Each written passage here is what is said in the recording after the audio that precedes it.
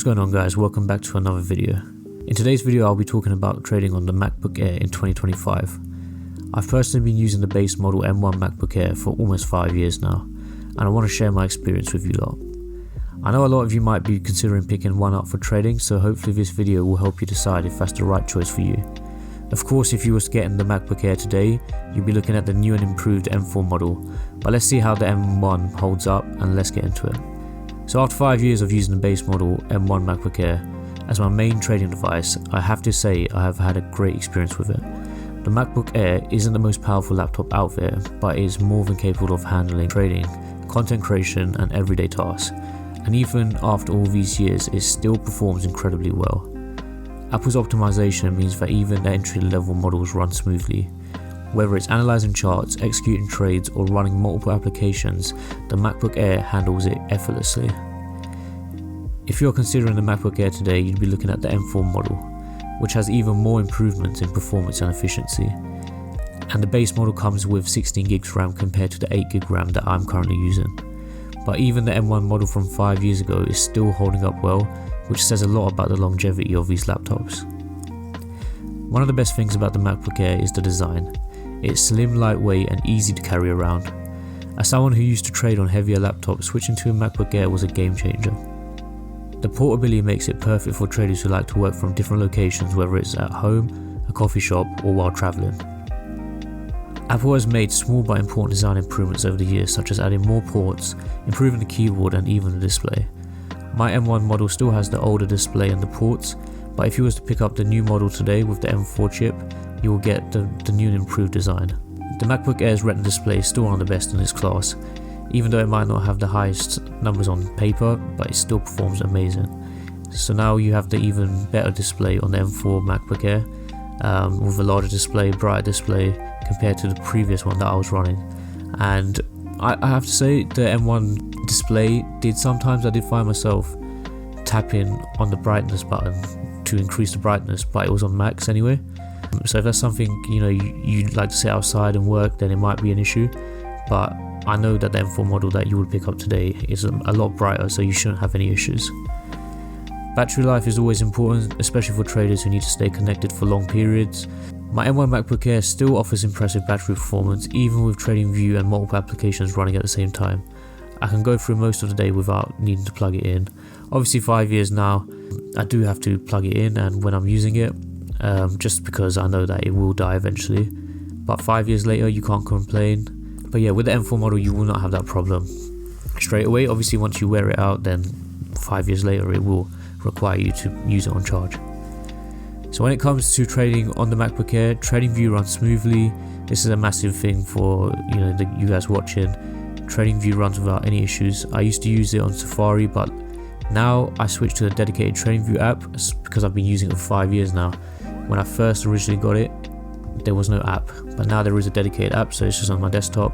At the bottom, it's on my dock, so I just click that, and there's a dedicated app for it. It's now better optimized and consumes less battery. So if you're using TradingView, I definitely recommend downloading the app instead of using the browser version.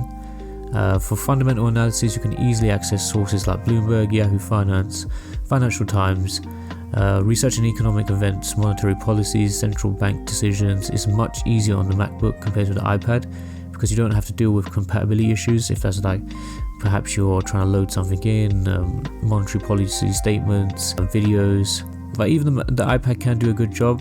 It just feels more well-rounded on the MacBook. So even though my M1 MacBook Air is 5 years old, it still runs all these apps with no issues. Of course, the new M4 version will have even more speed and efficiency, but it's great to see how well my M1 has lasted, and it still is running perfectly. I do not intend on upgrading it for trading use.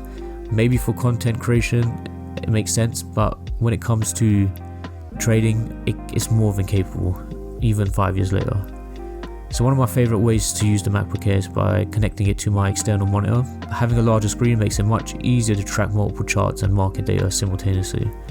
You also have Apple's universal control feature, which I use with my iPad, so then I can have 3 displays all connected to my wireless keyboard and my MX Master 3. So even though my MacBook Air only supports one external display, it's still a solid setup because I use a 32-inch 4K monitor so I don't really need 2 monitors.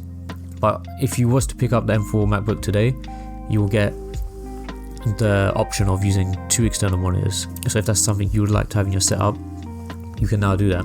So yeah, it comes down to the question, should you buy one? If you're looking for a lightweight, reliable and well optimized laptop that can handle all your trading needs, then yes, it's still one of the best choices out there.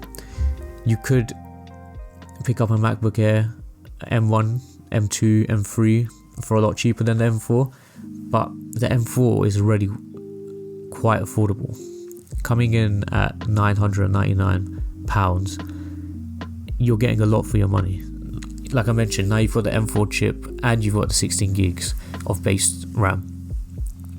You're not going to have an issue. I use my M1 with an 8 gig RAM and I've never had any issues. Yes, when I use multiple Adobe apps alongside TradingView, alongside loads of Safari tabs, I have Spotify, then yes, you're going to run into some problems, but no one is going to, you're not going to do that every day.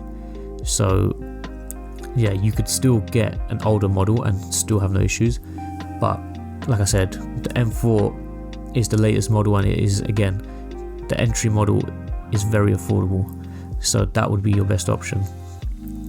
So if you was to do more intensive tasks like 3D rendering, video editing, or running multiple heavy applications at once, like I mentioned, you will run into issues, so maybe the MacBook Pro would be a better option. But for most of you guys who will be trading on the MacBook Air, it's going to be more than enough. So again, if you already have the M1 MacBook Air or something similar like the M1 MacBook Pro or maybe the M2 or the 3s, I'd say they're still in a rush to upgrade. Unless you want the extra power and you want the latest model, then yeah. That's it for today's video, guys. If you made it this far, thanks for watching. Please leave a like and a subscribe, and I'll catch you guys on the next one.